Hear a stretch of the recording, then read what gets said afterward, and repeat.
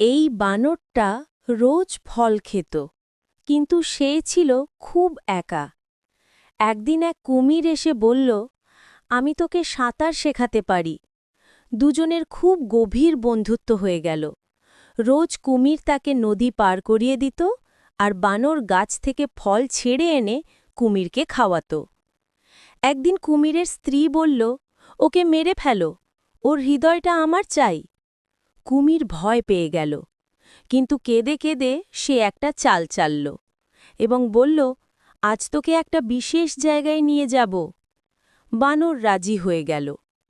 পথে বানর জিজ্ঞেস করল, তুই আজ অদ্ভুত লাগছে, সব ঠিক আছে তো?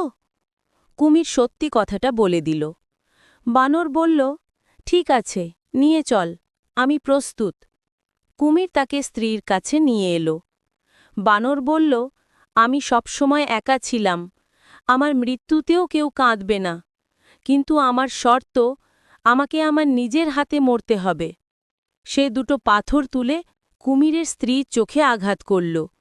কুমির চিৎকার করে উঠল, স্ত্রীর পাশে বসে কাঁদতে লাগল, আর বানর দৌড়ে নিজের বাড়ি ফিরে গেল।